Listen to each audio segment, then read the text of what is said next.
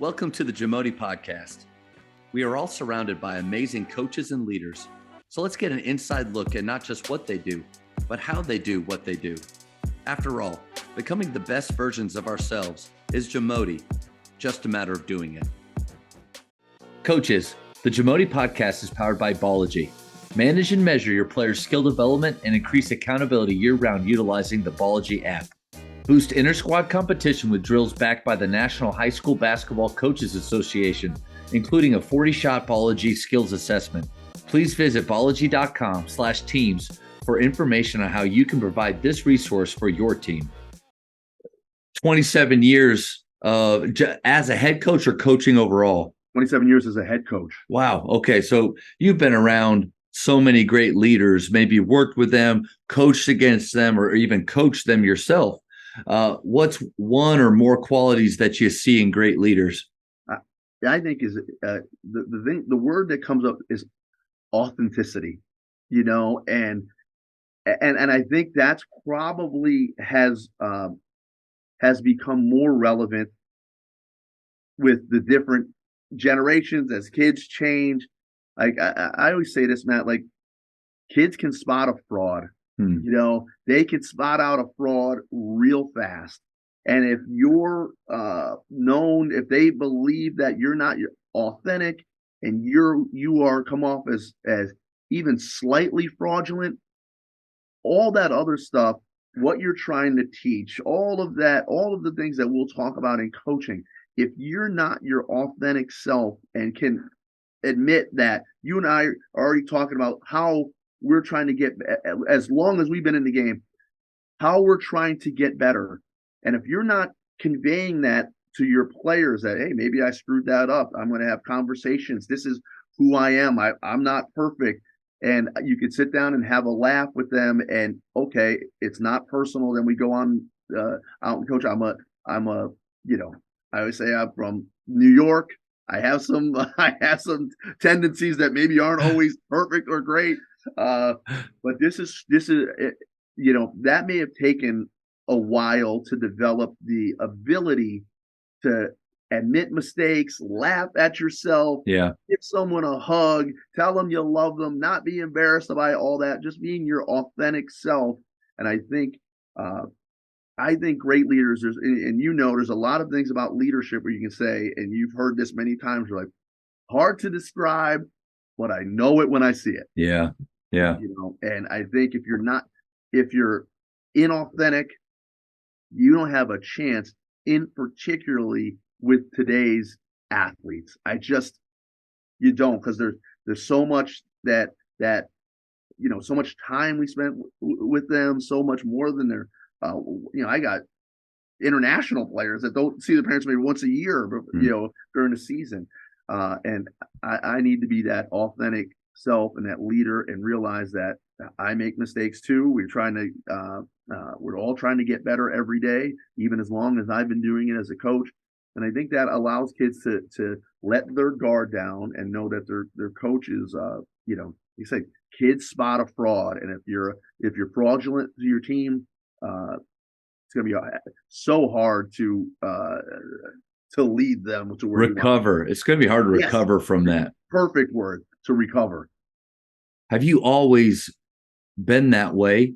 Or because I think easier at some point, maybe after some skin in the game, some experience, maybe getting your butt kicked a few times, or even, great if you can learn from success, but I think as a younger coach, I definitely struggled with knowing who I was as a coach and a leader, maybe trying to portray something I thought that I should be based on maybe my past or who I looked up to.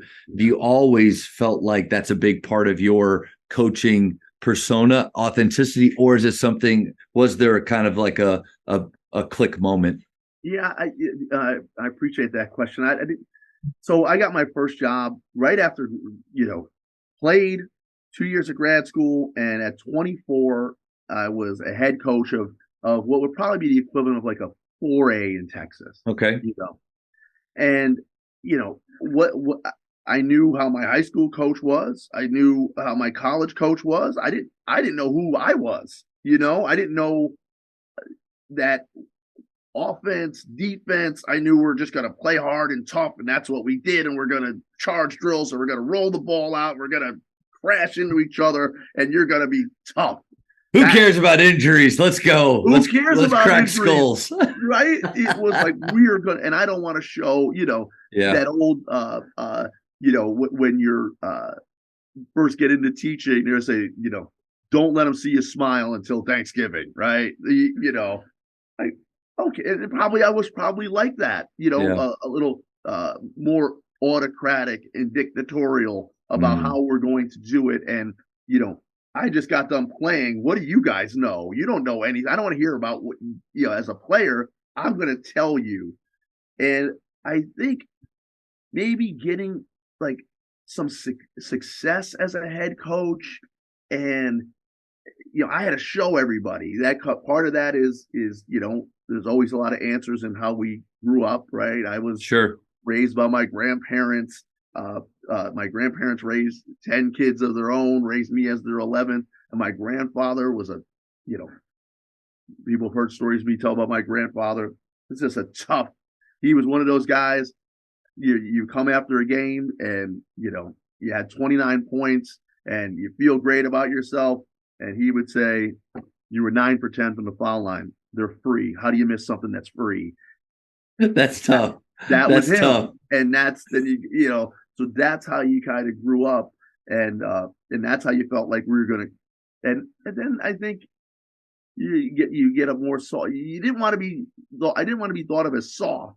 And I'm going to talk to the players and check in with them and I think after time you just get more confidence, more maybe some success behind your coaching, and just you take a little bit of a breath and pause for a little bit, and I think as having children, I have a daughter that's 20, so the first 7 years as a head coach, I was 24 to 30 in that area, no kids, and then when Emily came, you have a different perspective of being a parent, and almost more of how the parents are seeing it, and just a little bit more, I think, a little gentler, softer side. And I think and now over the years of being here at St. Edward's, I think we try to develop, it's the mission is about, we all want to win, right? And it's hard to win in your league, it's hard to win in my league, but St. Edward's is about developing the whole person, mission driven. We would never really talk about like wins and losses, right? And I think because of that, it is about about our players, and I enjoy the time with them, and it just become more. I guess as you get doing it, Matt, you become more comfortable, in your own skin, and like, this is how it's okay for me to envision the game my way, and for Coach Saman to envision the game his way, right? And it's okay, and we can learn from each other. And I probably just didn't have that confidence of, this is how I see the game, and this is how we're going to do it. Well, that takes time. And unfortunately, there's some of those early on teams that you feel like you got to apologize for because you're experimenting with them, trying to run crazy systems like Grinnell and stuff, and just realizing that, man, that'll get you fired. But, you're right on the money, because it's Rick Torbett said it takes about 10 years to really figure out who you are. And not that you ever get it all figured out, right? But to where, like, you feel like you can be authentic in front of your team, because you're not just like selling a vision that you've really never seen happen before. You're selling a vision that you truly believe in because you've seen it happen. Right. Actual experience versus relative experience, like actual trumps it every single time. Right. But I love that you chose that word authenticity, because it is something that I think early on personally struggled with. But that authenticity is inspiring. Like, if you instead of being just motivational, let's be inspirational. and inspirational is authentic. Letting your players know that, one, I do make mistakes. I've made a ton in my life, even teaching from those. But I just think that is, I will get behind somebody that I feel like I truly know who this person is. Yeah, I totally agree, and I think that's as these guys 18 to 22, you have that 15 to 17 age group. Those are so important, right, in their development and growth. And you feel like they can come in here and into the office, and we can talk about real things, and that's got to help us. If I can just, like, we have two players that as freshmen. Blake Nielsen is from Perth, Australia.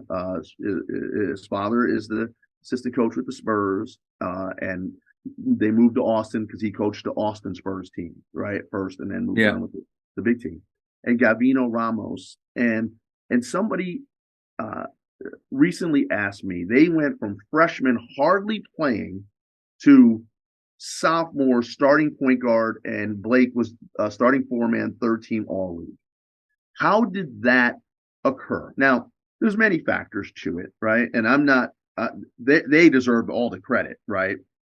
Of working at it, getting stronger, kind of Sure. thin guys.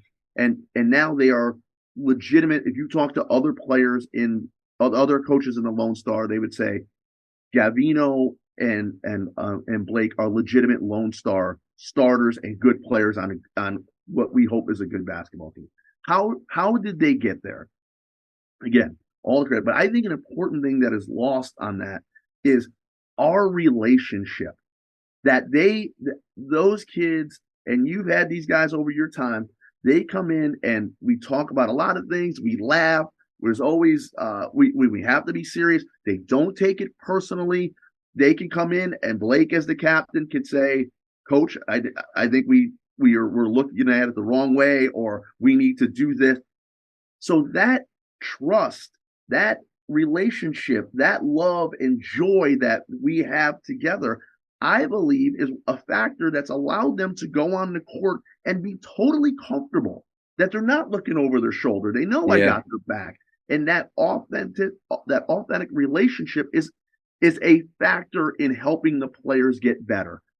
Just like skill development, just like being in the weight room, just like running hills, just working on all that part of your game. But if you know that you can look over your shoulder and we're in it together, and my coach has my back, and there's that relationship, and that cannot happen if it's the coach is up here and then there's the players, and it's just that relationship where I go out, I'm going to coach them, and then that's it. If it is like that, those guys aren't going to reach their potential, and I'm not going to reach my potential, because I need to hear from them too. And if it's if we're just trying to appease each other and don't have a real relationship, we're not going anywhere. And that part, and people talk to me about that, like how did they jump from Gavino Ramos? I told Gavino, we played in the Lone Star tournament last year. I'm like, and I was irritated with him. I said, the only way you're getting in is if Daniel Van Zandt fouls out. That's I'm telling you right now, you're not getting in. That was last year. Daniel Van Zandt didn't foul out. We played, but Gavino stuck to it, and we built our relationship. He's the point guard, Blake's the captain, and I have other guys, but those two guys in particular, sophomores, took their game to another level, and I think the authentic relationship is a big part of it. Thank you for checking out today's episode. Please take a moment to subscribe to this podcast, share it with your fellow coaches, and find us on social media for what's coming up next on the Jamodi podcast. It's just a matter of doing it.